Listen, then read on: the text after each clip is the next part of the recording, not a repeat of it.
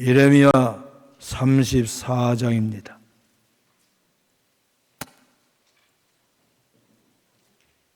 (8절부터) 17절까지 교독하시겠습니다.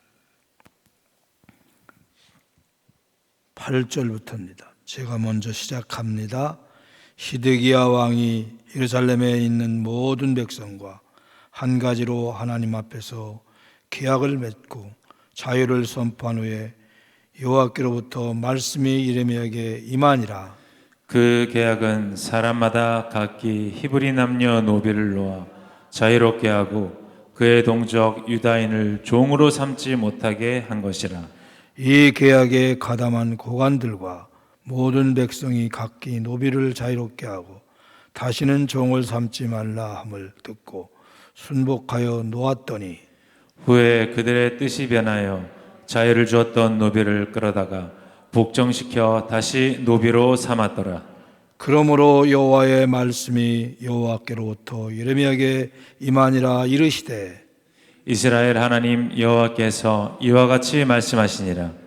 내가 너의 손조를 애굽 땅 종의 집에서 인도하여 낼 때에 그들과 언약을 맺으며 이르기를, 너희 형제 히브리 사람이 내게 팔려왔거든 너희는 7년 되는 해 그를 놓아 줄 것이니라. 그가 6년 동안 너를 섬겼은즉 그를 놓아 자유롭게 할지니라 하였으나 너희 선조가 내게 순종하지 아니하며 길을 기리도 아니하였느니라. 그러나 너희는 이제 돌이켜 내 눈앞에 바른 일을 행하여 각기 이웃에게 자유를 선포하되 내 이름으로 일컬음을 받는 집에서 내 앞에서 계약을 맺었거늘 너희가 돌이켜 내 이름을 더럽히고 각기 놓아 그들의 마음대로 자유롭게 하였던 노비를 끌어다가 다시 너에게 복종시켜 너희의 노비로 삼았도다. 그러므로 여호와께서 이와 같이 말씀하시니라. 너희가 나에게 순종하지 아니하고 각기 형제와 이웃에게 자유를 선포한 것을 실행하지 아니하였은즉 내가 너희를 대적하여 칼과 전염병과 기근에게 자유를 주리라. 여호와의 말씀이니라. 내가 너희를 세계 여러 나라 가운데 흩어지게 할 것이며. 아멘. 이렇게 새벽에 나오신 여러분 참 훌륭하십니다. 나오신 모든 분들에게 하나님의 큰 복이 넘치를 축복합니다. 피곤한 가운데, 몸이 불편한 가운데 또 멀리서 이렇게 나오시고 방송실에는 또 저보다 먼저 오늘은 와 계시더라고요. 김근호 지사님이 나이도 많지 않은 분이 얼마나 힘들겠어요. 4시 반에 벌써 나와 있어요.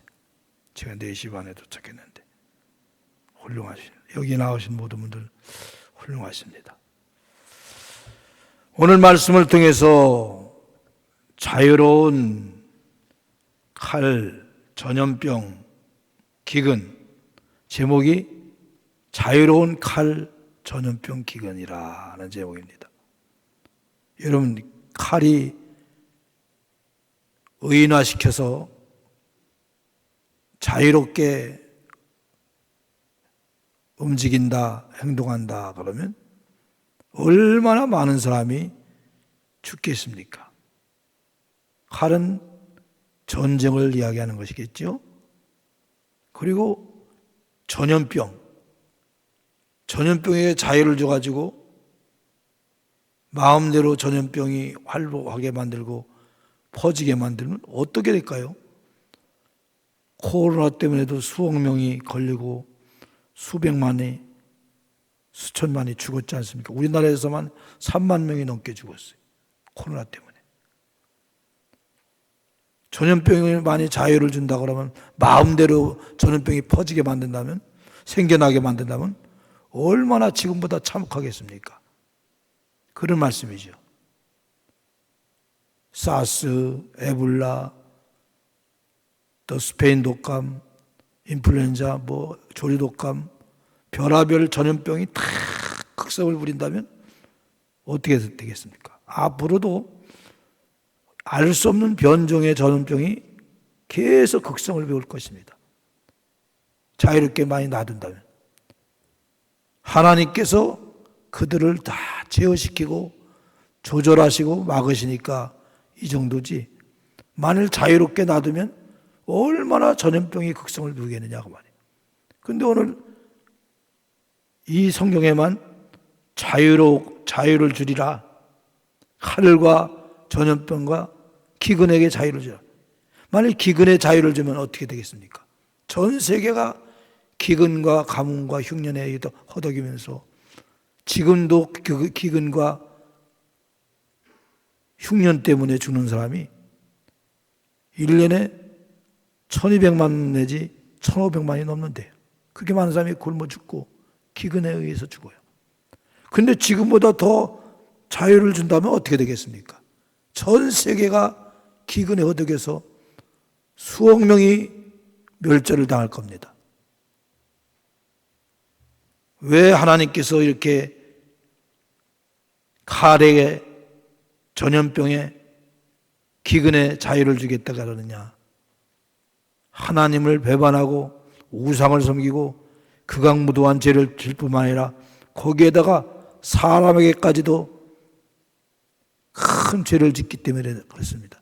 여러분 구약 성경이라고 하나님만 잘 섬기라고 합니까? 하나님 잘 섬기는 모습이 뭐예요? 사람에게 잘하는 거예요. 그래서 레위기서 19장 18절에 보면 이렇게 말씀합니다. 시작. 원수를 갚지 말며 동포를 원망하지 말며 내 이웃을 사랑하기를 내 자신과 같이 사랑하라. 나는 여호와이니라. 아멘. 원수를 갚지 말고 동포를 원망하지 말고 내 이웃을 어떻게 사랑하라고요? 내 자신과 같이 사랑하라. 이렇게 말씀했어요. 그게 하나님 말씀이에요. 제자들이 율법의 가장 큰 것이 무엇입니까? 예수님께 물으니까 첫째는 하나님을 마음을 다하고 목숨을 다하고 뜻을 다하여 사랑하고 둘째는 내 몸과 같이 이웃을 사랑하라 그랬습니다. 그게 율법의 강령이라 그랬어요. 율법의 내용이라 그랬습니다. 그러니까 우리는 사람과의 관계를 아무렇게 생각하는데 하나님께서는 얼마나 큰 죄라고요? 칼과 전염병과 기근에게 자유를 줄 정도로 큰 죄가 된다고 말이에요. 이거 우리가 그냥 무심코 말하는 거, 행동하는 거 영향을 줍니다. 여러분 직분자가 가만히 있으면 그것을 끝납니까? 그의 태도, 말, 자세에 따라서 영향을 받습니다. 그래서 제가 시험 든 사람들 신방을 쭉 해보면 그냥 직분자들한테 시험 든 사람도 있더라고요. 중진들한테도 시험 드는 거예요. 잘못도 없는데 그렇게 시험 들더라고요. 그러니까 우리가 하나님만 잘 섬긴다고 해서 하나님께 예배만 잘 드리는 걸로 끝나는 게 아니라 바로 사람을, 이웃을 사랑하지 않으면, 이웃을 해하게 되면 하나님께서 칼에게 자유를 줘서 수많은 사람들이 죽도록 놔두는 거예요. 전염병에게 자유를 줘서 전염병이 창궐하면요 얼마나 기가 막히겠습니까? 기근에게 자유를 주면 얼마나 많은 사람이 굶어 죽겠습니까? 근데 왜 하나님이 자유를 주겠다고 그럽니까? 그런 것들에게 나쁜 것에 왜 자유를 줍니까? 우리의 죄 때문에. 하나님을 배반하고 우상을 섬기는 것도 모자라서 사람에게까지 나쁜 짓을 하는 것은 얼마나 엎친 데 덮친 격이냐 그 말이에요. 오늘 본문에 어떤 죄를 졌느냐 8절 말씀 읽겠습니다. 시작. 시드기야 왕이 예루살렘에 있는 모든 백성과 한 가지로 하나님 앞에서 계약을 맺고 자유를 선포한 후에 여호와께로부터 말씀이 예레미야에게 임하니라. 예, 하나님께 계약을 맺은 것을 깨뜨렸다는 내용으로 시작하는 겁니다. 9절 말씀도 보겠습니다. 시작. 그 계약은 사람마다 각기 히브리 남녀 노비를 놓아 자유롭게 하고 그의 동족 유다인을 종으로 삼지 못하게 한 것이라. 예, 내용이 뭐예요? 계약 내용이 동족을 사람을 노비로 종으로 삼지 말아라. 그걸 계약한 거예요. 하지 말아라. 약속했어요. 하나님과 계약을 맺은 겁니다. 근데 어떻게 됐습니까? 10절에 볼까요? 시작. 이 계약에 가담한 고관들과 모든 백성이 각기 노비를 자유롭게 하고 다시는 종을 삼지 말라 함을 듣고 순복하여 놓았더니. 예, 노비를 이제 삼지 말아라. 종을 삼지 말아라. 어떻게 같은 민족을 사람을 노비로 삼고 종으로 삼느냐? 이렇게 약속을 맺었다고 말이에요. 그런데 그 계약을 깨트리는 거예요. 그 깨트린 내용이 11절부터 나옵니다. 시작. 후에 그들의 뜻이 변하여 자유를 주었던 노비를 끌어다가 복종시켜 다시 노비로 삼았더라. 예, 그 노비를 보냈는데 자유를 줬는데 하나님과 약속하기를 이제 노비를 삼지 말아라 그랬어요. 그랬더니 또 다시 또 변해가지고 노비를 삼은 거예요. 동족을, 형제를, 이웃을 종으로 삼는 거예요. 그게 복종시켰다고 말이에요. 그게 얼마나 나쁜 짓인지도 모르고 그렇게 했던 것입니다. 13절과 14절에 볼까요? 시작. 이스라엘 하나님 여호와께서 이와 같이 말씀하시니라. 내가 너의 손조를 애굽 땅 종의 집에서 인도하여 낼 때 그들과 언약을 맺으며 이르기를 너의 형제 히브리 사람이 내게 팔려왔거든 너희는 7년 되는 해에 그를 놓아줄 것이니라. 그가 6년 동안 너를 섬겼은즉 그를 놓아 자유롭게 할지니라 하였으나 너의 선조가 내게 순종하지 아니하며 귀를 기울이지도 아니하였느니라. 예, 6년 만약에 종으로 삼았으면 6년 동안 너를 섬겼으면 7년 때 되는 해에는 자유를 줘라. 해방시켜줘라. 그건 노비를 삼지 말아라. 이렇게 명령을 했는데 그 말을 듣지 않는 거예요. 귀를 기울이지 않는 거예요. 하나님과 약속을 했는데도 깨뜨리고 그렇게 형제를, 이웃을, 동족을 노비로 삼는 거예요. 여러분, 노비가 뭡니까? 물건 취급하는 겁니다. 잘못하면 그냥 죽이는 거예요. 물론 죽이면 거기 상응하는 벌을 받지만 그렇게 사람을 물건 취급하고 짐승 취급하고 잔인하게 대하고 그게 노비입니다. 그게 종입니다. 우리나라도 옛날에 노비들, 종들 얼마나 참혹한 학대를 당했습니까? 이름도 없는 사람이 많아요. 개똥이, 소똥이, 이름이 개똥이가 뭐예요? 그런 이름도 있고 별 이름을 다 지면서 사람 취급을 안 했어요. 그걸 말하는 겁니다. 그거 잘못된 거다. 나와 약속하지 않았느냐? 근데도 그걸 귀를 기리지 않고 순종하지 않는 거예요. 그래서 결국 16절에 보니까 이렇게 말씀합니다. 시작. 너희가 돌이켜 내 이름을 더럽히고 각기 놓아 그들의 마음대로 자유롭게 하였던 노비를 끌어다가 다시 너희에게 복종시켜 너희의 노비로 삼았도다. 다시 데려다가 잡아다가 노비로 삼는 거예요. 종으로 삼는 거예요. 그러면서 자기 동족을, 형제를, 이웃을 학대하는 거예요. 짐승 취급하고 물건 취급하는 거예요. 하나님의 형상대로 지음받은 존재를 짐승처럼 물건처럼 대하는 게 말이 됩니까? 내 몸과 같이 살아가라는데 그리야 했다고. 그게 작은 죄입니까? 큰 죄입니다.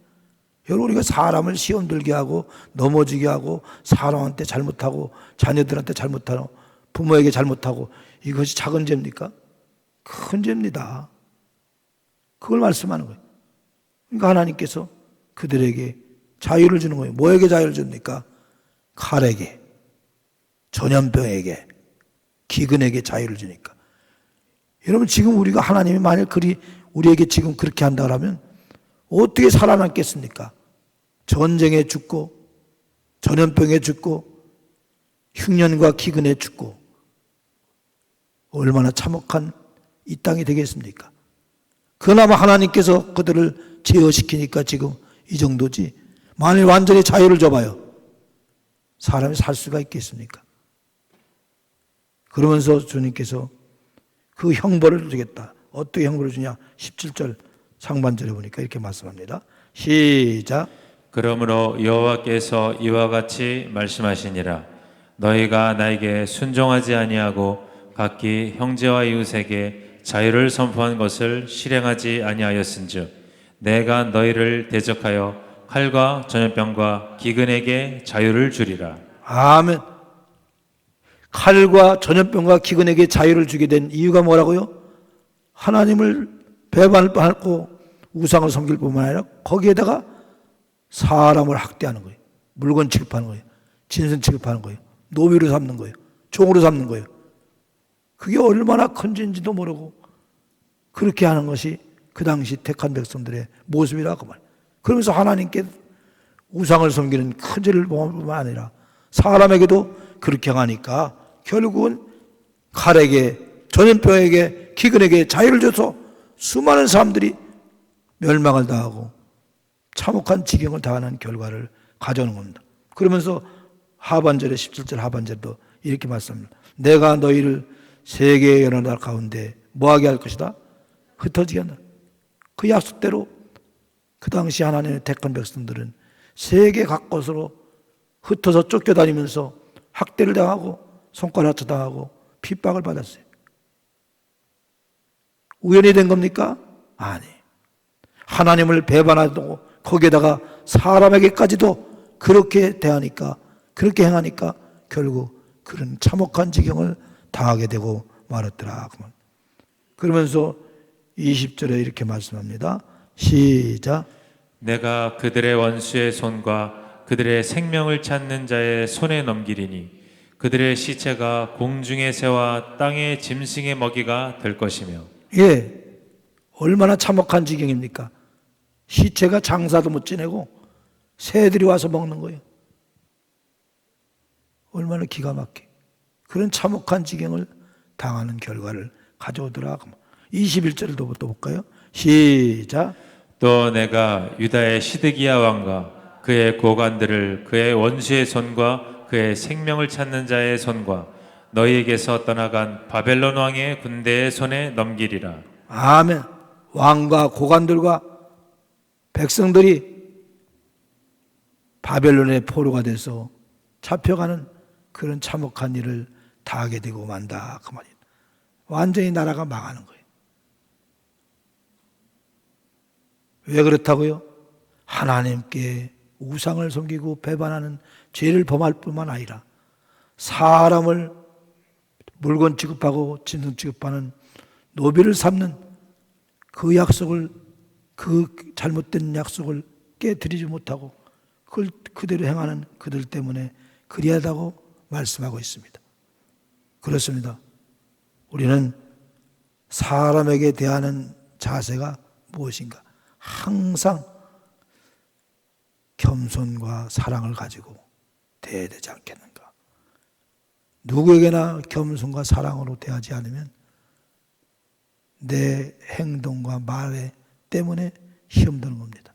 심지어 사람을 미워하는 것은 살인죄라고 요한일서 3장 15절에 이렇게 말씀합니다. 시작. 그 형제를 미워하는 자마다 살인하는 자니 살인하는 자마다 영생이 그 속에 거하지 아니하는 것을 너희가 아는 바라. 아멘. 형제와 이웃의 사람에 대해서 어떤 마음을 가져야 되는가를 우리에게 가르쳐주고 있습니다. 그냥 시답지 않게 여기고 사람한테 아무렇게나 말하고 행동하고 그런 얘기도 있지 않습니까? 돌멩이 하나 던졌더니 개구리가 맞아 죽었다고. 나는 무심코 돌멩이 던졌는데 개구리가 맞아 죽을 수도 있다고 말이에요. 우리도 무심코 말하고 행동하는데 남에게 상처 주고 아픔을 줄 수가 있는 겁니다. 하나님 잘 믿는 게 뭡니까? 예수 잘 믿는 게 뭡니까? 하나님께 예배드리는 거 잘 뿐만 아니라 사람에게도 늘 사랑과 겸손과 배려를 가지고 대하는 그런 모습을 우리 몸에 배도록 해서 나 때문에 오히려 시험 드는 게 아니라 나 때문에 위로를 받고 은혜를 받는 그런 역사가 꼭 있기를 주의 이름으로 부탁합니다.